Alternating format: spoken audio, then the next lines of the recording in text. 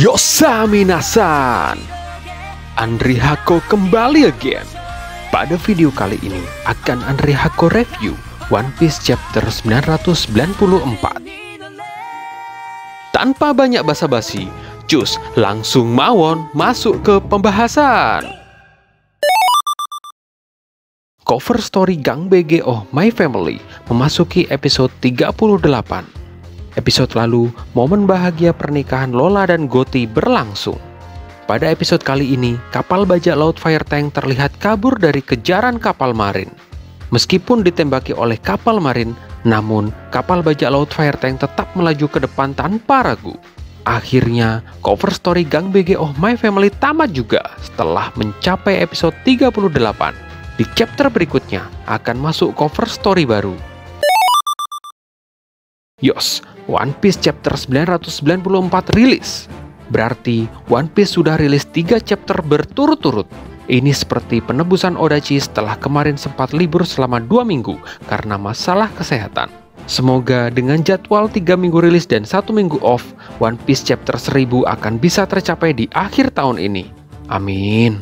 Di akhir chapter 993 minggu lalu, kita dikejutkan dengan serangan Kaido yang membuat lengan Kiku terpotong. Chapter 994 ini dibuka dengan kondisi terkini di atas atap tengkorak Onigashima. Kaido masih terlihat mengamuk dan melancarkan serangannya. Kikunojo yang terkena serangan Kaido terlempar dan tangannya tergeletak. Ternyata serangan Kaido tidak pandang bulu, lawan maupun kawan terkena serangannya. Melihat situasi yang makin berbahaya, Inuarashi memerintahkan para pasukan Ming untuk mundur. Izo dengan cepat mengikat lengan Kiku yang terpotong, dan Kinemon menggunakan jurus pedang apinya untuk menutup luka Kiku. Kinemon menanyakan kesanggupan Kiku untuk melanjutkan pertarungan, dan Kiku masih sanggup berdiri kembali. Melihat tekad samurai yang luar biasa, membuat Kaido respek kepada mereka. Kaido menjelaskan jika dia sangat menyukai samurai, begitu juga dengan Roger dan Shirohige. Menurut Kaido, Roger dan Shirohige mati dengan sangat epik, dan baginya hidup manusia akan sempurna ketika mereka mati. Inilah mengapa Kaido begitu terobsesi dengan kematian dan banyak melakukan tindakan bunuh diri, karena dia ingin mati dengan cara yang sempurna. Dan Kaido mulai menantang Akazaya untuk mengakhiri pertarungan ini. Namun Kinemon berkata jika mereka tidak merasa terhormat jika mati di tangan Kaido.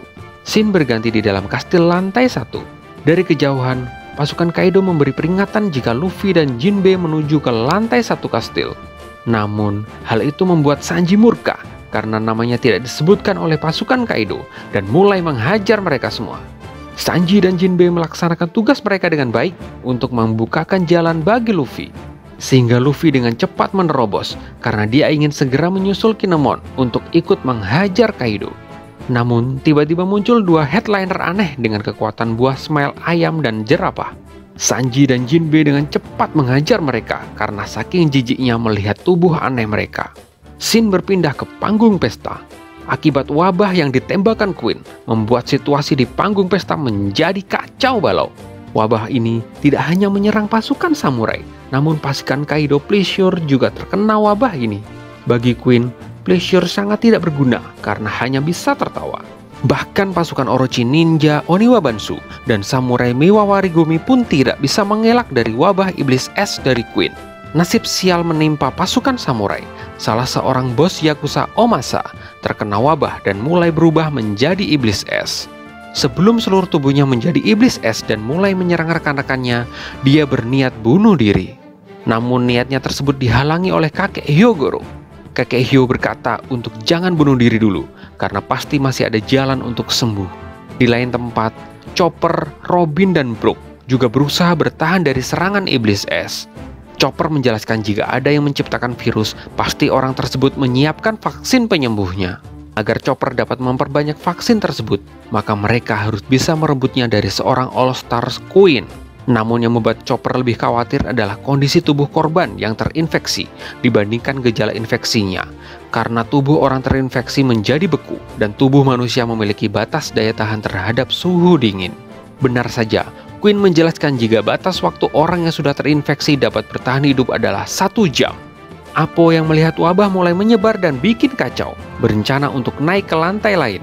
Dan tiba-tiba, Apo diberikan sesuatu oleh Queen, yang ternyata benda tersebut adalah vaksin satu-satunya yang dapat menyembuhkan wabah iblis es. Queen mempermainkan Apo dan membuat semua orang mulai mengejarnya, karena dia pemegang satu-satunya vaksin penyembuh. Queen menjelaskan jika ingin selamat, maka Apo harus bertahan selama 1 jam sampai iblis es mati dengan sendirinya. Scene berpindah ke dalam tengkorak raksasa. Di sini terlihat Yamato yang bersama Momonosuke dan Shinobu dihadang oleh pasukan Sasaki. Sasaki menjelaskan jika tugas mereka adalah untuk membunuh Momo. Momo penasaran dengan identitas Yamato yang misterius. Shinobu yang terluka meminta Yamato untuk menyelamatkan Momo dan membawanya kabur.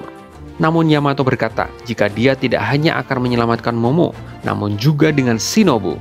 Yamato bercerita jika dia 20 tahun lalu menyaksikan proses eksekusi Oden dan menangis mendengar perkataan Shinobu yang membela Kozuki Oden. Saat Yamato masih bercerita kepada Momo dan Shinobu, dia diserang oleh pasukan Sasaki. Di dalam ledakan itu, Yamato melanjutkan ceritanya jika dia 20 tahun lalu mencoba untuk menolong Momo. Namun, karena saat itu dia masih kecil, Yamato hanya bisa melihat Momo dijatuhkan oleh Kaido. Yamato bersiap untuk menyerang balik. Dan boom! Serangan Yamato berhasil membuat salah seorang anak buah Sasaki terpental jauh. Mendengar cerita Yamato membuat Momonosuke semakin penasaran siapa Yamato sebenarnya, karena sebelumnya Yamato memperkenalkan diri sebagai Oden. Dan akhirnya Yamato memperkenalkan diri jika nama lainnya adalah Yamato yang siap mengorbankan nyawanya demi Momonosuke. Yamato sudah memantapkan hati untuk menghadapi siapa saja yang berani menyerang penerus klan Kozuki terakhir, Momonosuke. Bentrokan sudah terjadi di berbagai lini, namun kita harus bersabar untuk mengetahui kelanjutannya. Karena minggu depan One Piece jatah libur setelah 3 minggu berturut-turut rilis. Semoga jatah libur ini dapat dimaksimalkan Oda Sensei untuk istirahat dan membuatnya makin sehat. Jadi bisa melanjutkan serialisasi One Piece tanpa halangan. Sampai jumpa di review selanjutnya. Matur nuwun dan salam Andri Hako.